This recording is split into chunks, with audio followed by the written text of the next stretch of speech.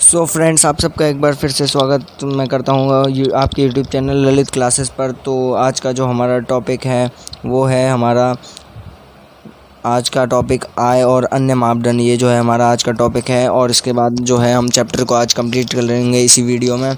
तो फ्रेंड्स, अगर आप चैनल पर नए हैं तो पहले चैनल को सब्सक्राइब कर दीजिए एंड जो बेल नोटिफिकेशन को जो है आप प्रेस कर दीजिए ताकि हमारी वीडियोस की आने वाली नोटिफिकेशन जो है आपको मिलती रहे। तो आइए स्टार्ट करते हैं चैप्टर को। तो अब हमने व्यक्तिगत आकांक्षा और लक्ष्यों को देखा तो पाया कि लोग केवल बेहतर आय के बारे में ही नहीं सोचते, बल्कि यानी लोग जो हैं वो आय के साथ साथ कई और चीज़ों के बारे में भी सोचते हैं, जैसे कि अपनी सुरक्षा, दूसरों से आदर और सम्मान का व्यवहार पाना, यानी वो दूसरों से आदर चाहते हैं, सम्मान चाहते हैं, आज़ादी इत्यादि जैसे लक्ष्यों के बारे में भी सोचते हैं। यानी आज़ादी और उससे जुड़े कई अपने अधिकारों के बारे में वह सोचते हैं। इसी प्रकार जब हम किसी देश या क्षेत्र के बारे में सोचते हैं तो हम औसत आय के अतिरिक्त अन्य महत्वपूर्ण लक्षणों के विषयों में भी सोचते हैं। यानी जब हम सोचते हैं किसी क्षेत्र के या देश के बारे में तो हम उसकी सबसे पहले औसत आय के बारे में सोचते हैं कि उसकी औसत आय क्या होगी। अगर किसी देश की या क्षेत्र की औसत आय अच्छी होगी तो हम उस राज्य में अधिक जाना पसंद करें या फिर उस देश में जाना पसंद करेंगे। तो ये विशेषताएं क्या होती हैं, इसका निरीक्षण हम एक उदाहरण के द्वारा करते हैं। तालिका 1.3 हरियाणा, केरल और बिहार की प्रति व्यक्ति आय दर्शाती है। यानी ये जो एक टेबल है यहाँ पे ये तीनों की जो है प्रति व्यक्ति आय दर्शाती है, जिसमें जो हरियाणा की आय है वो सबसे अधिक है, उसके बाद केरल की आय है और उसके बाद बिहार की, जो कि 2016 और 17 के आंकड़ों के अनुसार। तो अब ये क्या कह रहा है देखते हैं। तो ये क्या कह रहा है हमसे कि उसे छोड़ देते हैं। 2017 1.3 केरल और हरियाणा प्रति व्यक्ति आय दर्शाती है। वास्तव में आंकड़े वर्ष 2016-17 की वर्तमान कीमतों पर प्रति व्यक्ति निवल राज्य घरेलू उत्पाद के भी हैं। अभी हम इस जटिल शब्द का वास्तविक अर्थ है उसे छोड़ देते हैं। मोटे तौर पर हम इसे राज्य के प्रति व्यक्ति आय मान सकते हैं।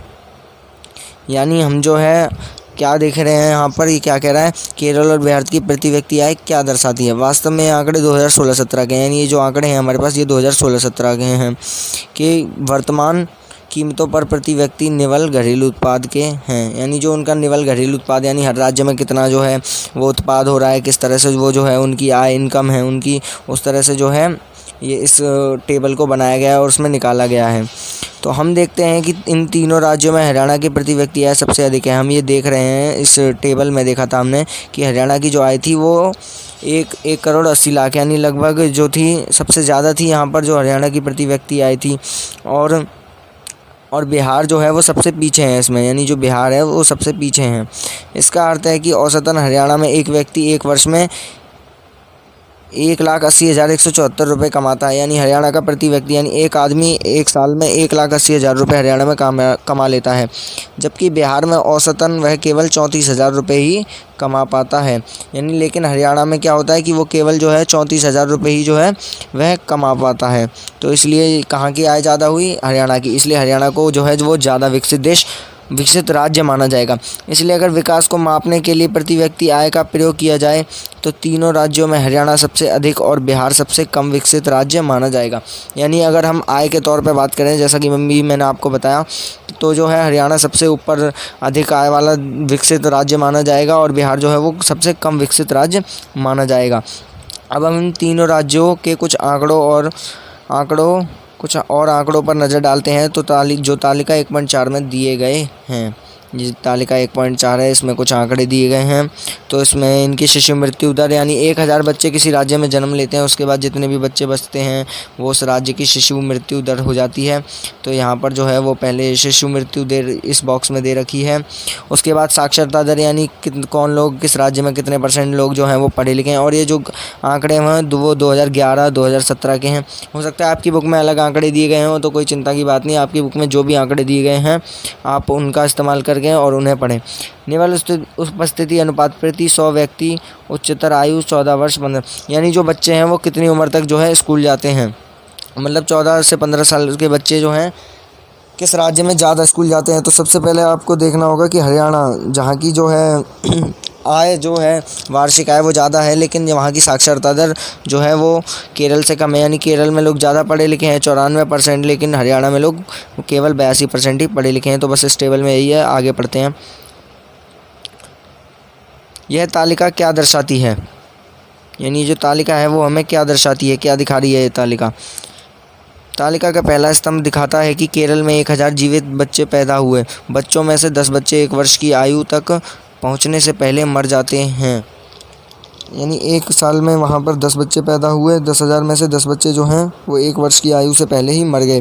लेकिन हरियाणा में यह अनुपात 30 था। यानी हरियाणा में जो है वो केरल से भी ज़्यादा बच्चे मरते हैं। लेकिन वहाँ पर तो अमीरियत है, वहाँ पर लोग अमीर हैं, लेकिन केरल की तुलना में 2 गुना से ज़्यादा। यानी केरल में 15 मरते हैं तो वहाँ पर हरियाणा में 30 जो हैं वो बच्चे मर जाते हैं। तो यानी अगर देखा जाए तो वैसे तो विकसित उसे माना गया हरियाणा को, लेकिन जो शिशु मृत्यु दर भी उसमें ज़्यादा है। तो अब इसमें हम क्या कर सकते हैं। दूसरी ओर हरियाणा की प्रति व्यक्ति आय केरल से ज़्यादा है, जैसा तालिका 1.3 में दिखाया गया है। ज़रा सोचिए कि आपने अपने माता पिता के लिए आप कितने प्यारे हैं। यह सोचिए कि सब लोग कितना प्रसन्न होते हैं, यानी यह सोचिए कि सब लोग कितना प्रसन्न होते हैं जब कोई बच्चा जन्म लेता है। अब ऐसे माता पिताओं के बारे में सोचिए जिनके बच्चे अपने पहले जन्मदिन से पहले ही मर जाते हैं। यानी उन माता पिताओं पर क्या बीती होगी जिनके बच्चे जो हैं 1 साल के होने से पहले ही मर जाते हैं। ऐसे माता पिताओं को कितना दुख महसूस होता होगा। दूसरा यह देखिए कि ये आंकड़े किस वर्ष के हैं। ये देखिए कि ये आंकड़े किस वर्ष के हैं, वर्ष 2017। यानी ये जो आंकड़े हैं वो वर्ष 2017 के हैं। तो हम बहुत पुराने समय की बात नहीं कर रहे हैं। यानी हम बहुत जो है पुराने समय की बात नहीं कर रहे हैं, ये अभी की बात है, पिछले 3 साल पहले की बात है। ये हमारी स्वतंत्रता के 70 वर्ष बाद की बात है। यानी हमारी स्वतंत्रता के 70 साल बाद भी जो है ये हालात हैं कि जो है बच्चे मर रहे हैं। बात है जब हमारे देश के बड़े शहर ऊंची आगे देखते हैं ऊंची इमारतों और ख़रीदारी के लिए शॉपिंग मॉल से भरे हुए हैं। यानी ये उस टाइम की बात है जब हमारे आज़ादी को 70 साल पूरे हो गए हैं और जो है लोग बड़ी बड़ी इमारतें शॉपिंग मॉल बना रहे हैं, लेकिन जो है इसमें जो है शिशु मृत्यु दर में अभी भी कमी नहीं आई है। समस्या शिशु मृत्यु दर पर समाप्त नहीं हो जाती। समस्या जो है वो शिशु मृत्यु दर तक ही ख़त्म नहीं है। तालिका का अंतिम स्तंभ दिखाता है कि बिहार के लगभग आधे बच्चे कक्षा 8वीं के बाद स्कूल नहीं जा रहे हैं। अर्थात यदि आप बिहार के किसी स्कूल में पढ़ते होते तो आपकी प्रारंभिक कक्षा के लगभग आधे से अधिक बच्चे गायब होते। जिन बच्चों को स्कूल में होना चाहिए था वह वहाँ नहीं होते। अगर ये आपके साथ होता तो आप अभी यह सब न पढ़ पाते जो पढ़ रहे हैं। यानी सोचिए कि भाई वहाँ पे जो है बच्चे बिल्कुल भी 8वीं के बाद स्कूल ही नहीं जाते हैं और 8वीं तक भी जो जाते हैं वो कभी कभार गायब रहते हैं स्कूल से। तो बताओ कैसा रहता होगा वहाँ का माहौल। और ऐसे माहौल में हम पढ़ भी नहीं सकते हैं। अब हमारा अगला टॉपिक आ गया है जो कि है सार्वजनिक सुविधाएं। तो सार्वजनिक सुविधाएं वो सुविधाएं होती हैं जो पूरे समाज के लिए बनी होती हैं। यानी वो किसी एक व्यक्ति के लिए नहीं है कि मतलब यही बंदा है जो उनका उपयोग करेगा, वो समाज के लिए यानी पूरे समाज के लिए बनी होती हैं। तो इस पर बात करते हैं। तो क्या है सार्वजनिक सुविधाएँ, देखते हैं। ऐसा क्यों है कि हरियाणा में औसत व्यक्ति की आय केरल के औसत व्यक्ति की आय से अधिक है। यानी हरियाणा में जो औसत व्यक्ति की आय है, यानी जो इनकम है वो केरल के औसत व्यक्ति की आय से अधिक है। यानी केरल में जो कम है और हरियाणा में पैसे ज़्यादा हैं, लेकिन इन महत्वपूर्ण क्षेत्रों में वह केरल से पीछे हैं। लेकिन जो महत्वपूर्ण क्षेत्र हैं जैसे साक्षरता दर, पढ़ाई लिखाई हो गई और जो है शिशु मृत्यु दर में जो है वो हरियाणा जो है वो पीछे है और केरल जो है वो आगे है। इसका कारण यह है कि यह आवश्यक नहीं है कि जेब में रखा रुपया वह सब वस्तुएं और सेवाएं खरीद सके जिनकी आपको एक बेहतर जीवन जीने के लिए आवश्यकता होती है। यानी ये ज़रूरी नहीं है कि हमारे पास पैसा है तो हम वो सब चीज़ खरीद सकते हैं जो हमें चाहिए, जो सभी सेवाएं खरीद सकते हैं अगर आपके पास पैसा है। ऐसा ज़रूरी नहीं है, ये चैप्टर में कहा गया है। उसके बाद आगे देखते हैं क्या कह रहा है वो चैप्टर में। नागरिक कितनी भौतिक वस्तुएं और सेवाएं प्रयोग कर सकते हैं। एक नागरिक ज़्यादा से ज़्यादा कितनी भौतिक सेवाएं और वस्तुएं, यानी जो भौतिक चीज़ें यानी जो हमारी ज़रूरत के काम आती हैं जिनको हम उपयोग कर सकते हैं, ऐसी चीज़ें। इसके लिए आय अपने आप में संपूर्ण रूप से पर्याप्त सूचक नहीं है। यानी हम कितनी चीज़ों को यूज़ कर सकते हैं और इसके लिए जो है संपूर्ण रूप से आय पर्याप्त सूचक नहीं है, यानी आय ही हमें, इनकम ही हमें सब कुछ नहीं दे सकती। उदाहरण के लिए सामान्यतः आपका द्रव्य आपके लिए प्रदूषण मुक्त वातावरण नहीं खरीद सकता। द्रव्य यहाँ पर जो है वो पैसे को कहा गया है। तो आपका जो पैसा है, आपके पास जो पैसा है वो आपको प्रदूषण मुक्त वातावरण नहीं दे सकता। अब मान लो कि भाई आपके आस पड़ोस के लोग जो हैं वो प्रदूषण फैला रहे हैं, गाड़ियाँ कर रहे हैं, तो आपके पास पैसा है तो आप क्या उन्हें रोक लोगे? पैसों से आप जो है वातावरण को शुद्ध नहीं कर पाओगे। लेकिन अगर सार्वजनिक तौर पर प्रयास होंगे, यानी कि अगर जो है वो लोग भी समझेंगे कि सार्वजनिक यानी सामाजिक तौर पर सब चीज़ें होंगी, वो भी समझेंगे, आप भी समझोगे, तभी जो है वो पर्यावरण को प्रदूषण रहित बनाया सकता है। तो आगे देखते हैं। या बिना मिलावट की दवाएं, यानी हम जो हैं वो बिना मिलावट की दवाएं आपको नहीं दिला सकता, यानी पैसा जो है वो बिना मिलावट की दवाएं भी नहीं दिला सकता आपको। जब तक आप ऐसे समुदाय में ही जाकर नहीं रहने लग जाते जहां ये सुविधाएं पहले से ही उपलब्ध हैं। द्रव्य आपको संक्रामक बीमारियों से भी बचा सकता, जब तक आपका पूरा समुदाय इन बचावों के लिए कदम ना उठाता। यानी अब भाई आप किसी जगह पर रह रहे हो, अगर आपके आसपास के लोग गंदगी फैला रहे हैं, आपको कोई बीमारी हो रही है, तो अगर आप कोई अच्छी जगह जब तक नहीं चले जाते, जब तक आपको जो है वो बीमारी मतलब आपका पीछा नहीं छोड़ेगी, आपको बीमारी बढ़ती जाएगी और आप बीमार बार बार पड़ोगे। लेकिन अगर पूरा समाज जो है मिलकर कोशिश करेगा, जैसा कि मैंने बताया कि पूरा समाज अगर मिलकर कोशिश करेगा तो वो ज़्यादा गंदगी नहीं फैलाएगा, जिससे जो है आप बीमार भी नहीं पड़ोगे। तो यही कह रहा है। तो अब देखते हैं ऊपर क्या कह रहा है। तो वास्तव में जीवन बहुत सी महत्वपूर्ण चीज़ों के लिए सबसे अच्छा और सस्ता तरीका इन वस्तु और सेवाओं के सामूहिक रूप में उपलब्ध कराना है। ज़रा सोचिए, किसी स्थानीय इलाके के लिए सामूहिक सुरक्षा प्रदान करना अधिक सस्ता है अथवा हर घर के लिए अलग अलग सुरक्षा गार्ड रखना। आप क्या करते अगर आप गांव या इलाके में आपके अतिरिक्त कोई और पढ़ने में रुचि नहीं रखता? तो पहले इस टॉपिक की बात कर लेते हैं। तो इसमें क्या कह रहा है कि सार्वजनिक तौर पर जो सुविधाएं उपलब्ध कराना आसान होता है। जैसे कि मान लो कि भाई आप जो है अकेले हो, आप अकेले हो, तो भाई आप जो है मान लो कि सरकार सबको सिक्योरिटी दे रही है, तो वो हर घर के लिए एक एक सिक्योरिटी गार्ड बनाएगी। यहाँ पे एक खड़ा कर दिया, यहाँ पे एक खड़ा कर दिया, वो हर घर के लिए अलग अलग बनाएगी कि वो 2-3 गार्ड रख लेगी, 10 रख लेगी, मान लो पूरे मोहल्ले के लिए या पूरी कॉलोनी के लिए। वो ज़्यादा सस्ता रहेगा। तो इनमें से कौन सा सस्ता रहेगा? सार्वजनिक वाला, यानी जो लोग 10-15 लोग हैं वो पूरी सोसाइटी की रक्षा कर रहे हैं, यानी कि ना कि अलग अलग घरों की। तो इससे जो है कौन सा तरीका आसान होता है? सार्वजनिक वाला। उसके बाद दूसरा एग्जाम्पल में ये क्या कह रहा है, दूसरा एग्जाम्पल भी देख लेते हैं। तो दूसरे एग्जाम्पल में ये कह रहा है कि आप क्या करते हैं अगर आपके गांव या इलाके में आपके अतिरिक्त कोई पढ़ने में रुचि नहीं रखता, यानी आपके अलावा आपके गांव में कोई पढ़ना ही नहीं चाहता, तो आप क्या करोगे? क्या तुम पढ़ पाओगे? शायद तब तक नहीं जब तक तुम्हारे माता पिता तुम्हें कहीं और निजी स्कूल में पढ़ने भेजने की क्षमता न रखते हों। क्या तुम जब तक पढ़ पाओगे? अगर कोई नहीं पढ़ रहा तो तुम्हें पढ़ाने कौन आएगा? नहीं पढ़ पाओगे ना। सरकार वहाँ पे पढ़ाने के लिए कुछ कर पाएगी, क्योंकि जब अकेले बच्चे को पढ़ाने के लिए थोड़ी वो इतना सब कुछ खर्चा करेगी, जब तक सार्वजनिक तौर पर नहीं होगा। और तुम तभी पढ़ पाओगे जब तुम्हारे माता पिता जो है वो तुम्हें कहीं दूर कोई दूसरी जगह किसी प्राइवेट स्कूल में भेजने के लिए, मतलब तुम्हें प्राइवेट स्कूल में भेजने के लिए तैयार ना हो, उनके पास इतने पैसे हों, तभी वो जो है तुम पढ़ पाओगे। आप इसलिए पढ़ पा रहे हैं क्योंकि बहुत से अन्य बच्चे पढ़ना चाहते हैं। हम जो है वो इसलिए पढ़ पा रहे हैं क्योंकि बहुत से जो अन्य बच्चे हैं वो भी पढ़ना चाहते हैं। और बहुत से लोग ये मानते हैं कि सरकार को स्कूल खोलने चाहिए और अन्य प्रकार की सुविधाएं उपलब्ध करानी चाहिए। और बहुत से लोग ये भी मानते हैं कि सरकार को जो है वो स्कूल खोलने चाहिए और जो है उसमें जो है सेवाएं उपलब्ध करानी चाहिए, जिससे सभी बच्चों को पढ़ने का अवसर मिलेगा, जिससे कि सभी बच्चे पढ़ पाएंगे। अभी भी बहुत से क्षेत्रों में बच्चे, मुख्य रूप से लड़कियां, उच्च विद्यालय शिक्षा भी नहीं ले पाती हैं क्योंकि सरकार समाज ने इन सब पर्याप्त सुविधाएं उपलब्ध नहीं कराई हैं। अभी भी देखा जा सकता है कि लड़कियां जो हैं वो पूरी तरह से जो है विद्यालय में, मतलब जो है कॉलेज में नहीं जा पाती हैं। वह ज़्यादा से ज़्यादा 12वीं करती हैं, 10वीं करती हैं, उसके बाद उन्हें पढ़ने से रोक दिया जाता है। ऐसा क्यों है? क्योंकि उसके लिए हमारे समाज में सुविधाएँ उपलब्ध नहीं हैं। अगर सामाजिक तौर पर सुविधाएँ उपलब्ध होंगी तो लड़कियाँ भी जो हैं वो पढ़ने जा सकेंगी। तो आगे देखते हैं। अब ये पेज ख़त्म हो गया, आगे देखते हैं वो क्या कह रहा है। केरल में शिशु मृत्यु दर कम है। केरल में शिशु मृत्यु दर कम है क्योंकि यहाँ स्वास्थ्य और शिक्षा की मौलिक सुविधाएं पर्याप्त मात्रा में उपलब्ध हैं। क्यों उसमें शिशु मृत्यु दर कम है? क्योंकि वहाँ पे स्वास्थ्य के लिए हॉस्पिटल अच्छे हैं और शिक्षा की मौलिक सुविधाएं पर्याप्त मात्रा में उपलब्ध हैं। और वहाँ के लोग पढ़े लिखे भी इसलिए हैं क्योंकि वहाँ पर अच्छे स्कूल हैं, अच्छी सुविधा है, इसलिए वहाँ के लोग जो हैं इस तरह से शिशु मृत्यु दर वहाँ की कम है। इसी प्रकार कुछ राज्य में सार्वजनिक वितरण प्रणाली, यानी कुछ राज्य हैं जिनमें सार्वजनिक वितरण प्रणाली जो है वो काम करती है, जैसे साविप्रा भी कहते हैं, ठीक प्रकार कार्य करती है। ऐसे राज्यों में लोगों के स्वास्थ्य और पोषण स्तर निश्चित रूप से बेहतर होने की संभावना है। और जहाँ पर ये प्रणाली जो है सार्वजनिक वितरण प्रणाली, यानी सारे लोग जो है मिलकर कदम उठाएंगे और जो है अगर उनको किसी चीज़ की ज़रूरत है तो सब मिलकर आवाज़ उठाएंगे जिससे कि उनकी आवाज़ को सुना जा सके। ऐसे राज्यों में जो है स्वास्थ्य और पोषण स्तर निश्चित रूप से बेहतर होने की संभावना है, यानी उन राज्यों में स्वास्थ्य और पोषण और शिक्षा भी जो है बहुत अच्छी होती है। तो आगे देखते हैं, आओ इन पर विचार करें।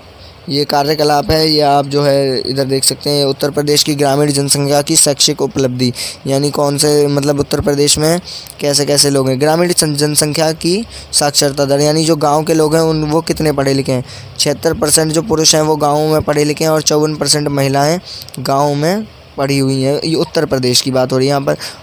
10 से 14 वर्ष ग्रामीण बच्चों की साक्षरता दर, यानी जो 10 से 14 वर्ष के बच्चे हैं वो कितना पढ़ रहे हैं, कितने बच्चे स्कूल जा रहे हैं, ये है। तो इसमें जो है 90% जो बच्चे हैं यानी लड़के हैं 90% वो उत्तर प्रदेश में स्कूल जा रहे हैं, जबकि 87% जो लड़कियां हैं वो भी स्कूल जा पा रही हैं। 10 से 14 वर्ष की आयु के स्कूल जाने वाले ग्रामीण बच्चों का प्रतिशत, यानी जो थी वो साक्षरता दर थी और शहरी बच्चों के लिए था, और ये जो है वो ग्रामीण बच्चों के लिए है। तो 85% ग्रामीण बच्चे स्कूल जा पा रहे हैं और 82% जो लड़कियां हैं वो स्कूल जा पा रही हैं। तो इनको आप भर लेना। उसके बाद अगला देखते हैं क्या है। तो इसमें तो कुछ खास है नहीं ऐसा। इसमें हाँ ये एक मेन चीज़ है, मैं आपको इसमें बता देता हूँ। तो इसमें जो है अपने भारत के बारे में दे रखा है कि ये जो 2017 के आंकड़े हैं भारत और उसके पड़ोसी देशों के कुल आंकड़े, यानी जो भारत के पड़ोसी देश हैं उनके आंकड़े हैं ये। तो सबसे ऊपर इसमें श्रीलंका है और आप देख सकते हैं कि भारत से हर चीज़ में ऊपर है श्रीलंका। यहाँ पर हर चीज़ में भारत से ज़्यादा है श्रीलंका। बस विश्व में मानव विकास सूचकांक HDI का क्रमांक, यानी बस इस चीज़ में जो है वो भारत आगे है। बाकी सभी चीज़ों में आप देखेंगे जन्म के समय संभावित आयु, इसमें भी भारत पीछे हैं। उसके बाद विद्यालय औसत आयु 25 वर्ष या उसके अधिक, यानी इसमें भी जो है भारत पीछे हैं और इसमें भी भारत पीछे हैं। तो यानी हमने ये देखा कि जो है भारत हर चीज़ में श्रीलंका से पीछे है, जबकि श्रीलंका जो है वो एक छोटा देश है और जो भारत है वो एक बहुत बड़ा देश है। अब आप कह रहे होंगे कि म्यांमार, पाकिस्तान, नेपाल, बांग्लादेश ये सब तो भाई ऐसा नहीं है कि ये सब तो भारत से नीचे हैं। तो मैं आपको ये बता दूं कि ये सब जो देश हैं वो अभी अभी बने हैं, वो भारत के बाद आज़ाद हुए हैं, वो देश अभी अभी बने हैं। लेकिन जो श्रीलंका है वो भी भारत के बाद आज़ाद हुआ है, लेकिन उसने इतनी जल्दी डेवलपमेंट कर लिया है। उसके बाद ये कुछ टिप्पणी है इसके ऊपर, ये भी आपको बता देता हूँ थोड़ा।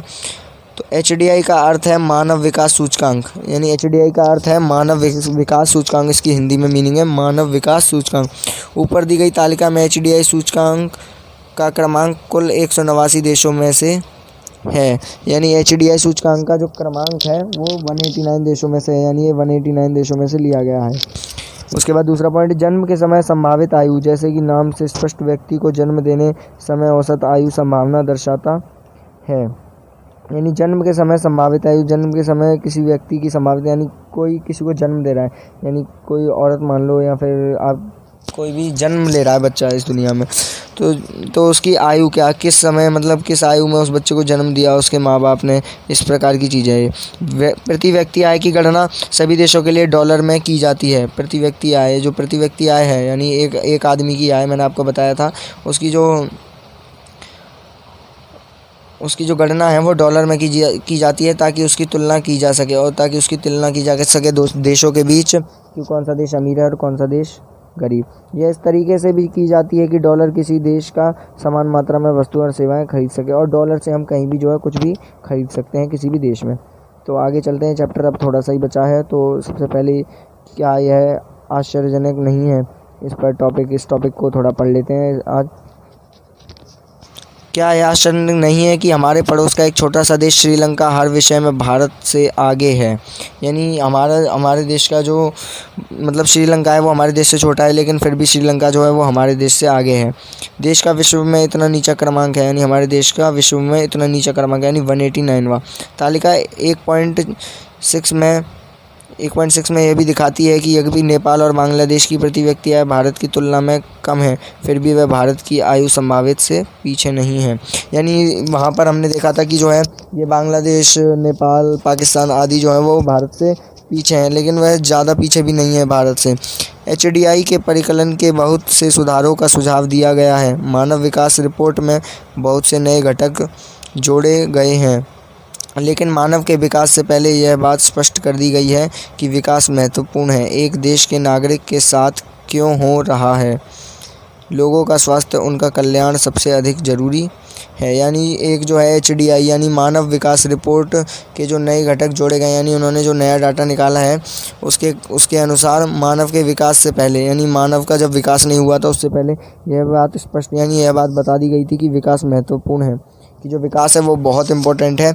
एक देश के नागरिक के साथ क्या हो रहा है, यानी एक देश का जो नागरिक है उसके साथ क्या हो रहा है। लोगों का स्वास्थ्य, उनका कल्याण सबसे अधिक ज़रूरी है। यानी जब उस टाइम पर हमारे लोगों के पास जो है अपना स्वास्थ्य सुविधाएं नहीं थी, कुछ भी नहीं था, इसलिए वो अधिक ज़रूरी थी उस समय। क्या आप सोचते हैं कि मानव विकास को मापने के कुछ और पहलुओं पर विचार किया जाना चाहिए? क्या आप सोचते हैं कि प्रति व्यक्ति आय, इसमें मैं बताता हूँ आपको कि जो प्रति व्यक्ति आय उसके अलावा भी मापने के लिए पहलुओं को, कई और चीज़ों पर विचार किया जाए, जैसे साक्षरता दर अधिक, किंतु जो है केवल आय पर ही जो ध्यान दिया जाता है। इसलिए विकास की धारणीयता, ये जो है हमारा अगला नेक्स्ट टॉपिक है, शायद इस चैप्टर का लास्ट टॉपिक भी यही है। तो विकास की धारणीयता, तो अब देखते हैं हम विकास को जिस तरह भी परिभाषित करें, हम विकास को किसी भी तरह से डेफिनेट कर दें। अभी के लिए मान लें कि एक विशेष देश काफ़ी विकसित है, मान लो कि एक देश है वो बहुत विकसित है। हम निश्चित रूप से यह चाहेंगे कि विकास का यह स्तर और ऊंचा हो, या कम से कम भावी पीढ़ी के लिए यह स्तर बना रहे। हम अगर हमारा देश विकसित है तो हम चाहेंगे कि वो और से ज़्यादा विकसित हो, और भी विकसित हो। अगर वो विकसित है तो उसमें और क्या नई चीज़ें हो सकती हैं, और अगर ऐसा नहीं हो सकता, मतलब उससे ज़्यादा विकसित नहीं किया जा सकता, तो कम से कम ऐसा हो जाए कि जो भावी पीढ़ी यानी हमारी आने वाली पीढ़ी है उसके लिए यह स्तर बना रहे, यानी विकास का स्तर उसके लिए बना रहे। यह स्पष्ट रूप से वांछनीय है कि 20वीं सदी के उत्तरार्ध से बहुत से वैज्ञानिक यह चेतावनी देते आ रहे हैं कि विकास का वर्तमान प्रकार और स्तर धारणीयता नहीं है। धारणीयता क्या होती है? धारणीयता ये होती है कि बिना उसको पर्यावरण को ठेस पहुंचाए विकास को पूर्ण रूप से किया जा सके, क्योंकि कई संसाधनों का उपयोग हो रहा है और कई चीज़ें, तो इसलिए ना बिना उसको पर्यावरण को ठेस पहुंचाए हम जो है विकास करते हैं, उसे विकास की धारणीयता कहते हैं। तो उसके बाद जो है चैप्टर में कुछ नहीं है, बस ये थोड़ा है, मैं आपको इसमें भी बता देता हूँ। जैसे कि अभी मैंने आपको बताया कि कैसे जो है भारत का, मतलब क्या कहते हैं, जैसा कि अभी मैंने आपको दिखाया कि जो संसाधन है वो कम होते जा रहे हैं, इसलिए विकास की धारणीयता बहुत ज़रूरी है। भूमिगत जल नवीकरणीय संसाधन का उदाहरण है, यानी भूमिगत जल जो है वो नवीकरणीय संसाधन। अब नवीकरणीय संसाधन क्या होते हैं? वो संसाधन जिनको जो है वो दोबारा उत्पन्न किया जा सकता है, यानी उनको जो है वो कभी ख़त्म नहीं होंगे, चाहे कुछ हो जाए, उनको दोबारा बनाया जा सकता है प्रौद्योगिकी द्वारा और तकनीक द्वारा, उसे जो है वो नवीकरण संसाधन कहते हैं। जैसे आप उदाहरण के लिए देख लो हवा को जो है हवा कभी ख़त्म तो होगी नहीं, तो इससे हम जो है वो पवन ऊर्जा चला सकते हैं। धूप से जो है हम वो सौर ऊर्जा चला सकते हैं। सौर ऊर्जा की बिजली मान लो हमने एक बार यूज़ कर ली, हमने एक बार ये सौर ऊर्जा बिजली पड़ी, रोशनी पड़ी इस पर, हमने इसकी बिजली यूज़ कर ली, तो दोबारा धूप पड़ेगी, तो हम उसे दोबारा जो है वो यूज़ कर पाएंगे। तो इस तरह से जो है वो नवीकरणीय संसाधन के उदाहरण है। फसल और पौधों की तरह इन साधनों की पुनः पूर्ति प्रकृति करती है, यानी जैसे पेड़ फसल हैं, इन जैसे प्रकृति इनको उगाती है, वैसे ही इन संसाधनों की भी पूर्ति प्रकृति करती है। लेकिन यहाँ भी हम इन साधनों का अति उपयोग कर सकते हैं।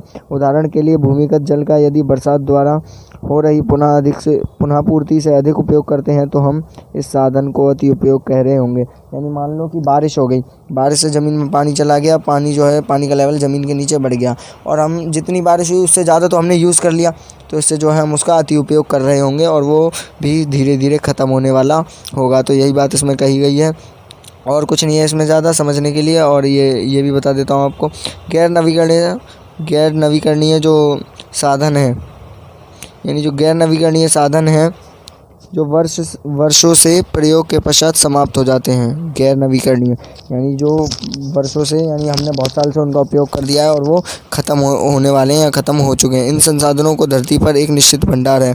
इन संसाधनों का जो है वो धरती पर जो है वो निश्चित भंडार है, वो ज़्यादा मात्रा में नहीं है, उनको दोबारा बनाया नहीं जा सकता अगर वो उनको एक बार यूज़ कर लिया जाए। जैसे पेट्रोल ले लो आप, कोयला ले लो, अगर आप कोयला लेते हो तो मान लो उसको जला दिया आपने, अब उसकी राख बनी, अब क्या उस कोयले को आप दोबारा यूज़ कर सकते हो? नहीं कर सकते ना। ऐसे ही आपने जो है गाड़ी में पेट्रोल डाला, गाड़ी चला लिया आपने, अब वो पेट्रोल तो चला गया, उसके बाद उस पेट्रोल को दोबारा यूज़ नहीं किया जा सकता, तो पुनः पूर्ति नहीं हो सकती। कभी कभी हमें ऐसे नए साधन मिल जाते हैं जिनके बारे में हमें पहले कोई जानकारी नहीं थी। नए स्रोत भंडार में वृद्धि करते हैं, लेकिन समय के साथ यह भी समाप्त होते जा रहे हैं। कभी कभी ऐसा होता है कि हमें जो है नए स्रोत मिल रहे हैं। अब मान लो कि पेट्रोल ख़त्म हो गया, उसकी जगह हमें कोई दूसरी चीज़ मिल गई गाड़ी चलाने के लिए, सीएनजी मिल गई, मान लो, हाँ सीएनजी मिल गई। अभी सीएनजी की खोज हुई है, ज़्यादा टाइम नहीं हुआ है, तो सीएनजी अभी काम में लाई जाने लगी। तो अब हम इस सीएनजी का भी ज़्यादा यूज़ कर रहे हैं, तो हो सकता है आने वाले टाइम में ये भी ख़त्म हो जाए। तो ये जो है वो नवीकरण संसाधन का उदाहरण है। तो फ्रेंड्स, अगर ये वीडियो आपको अच्छी लगी हो तो प्लीज़ वीडियो को लाइक कर देना और चैनल को सब्सक्राइब कर ज़रूर जाना। और फ्रेंड्स, मिलते हैं अगली वीडियो में, एंड गुड बाय।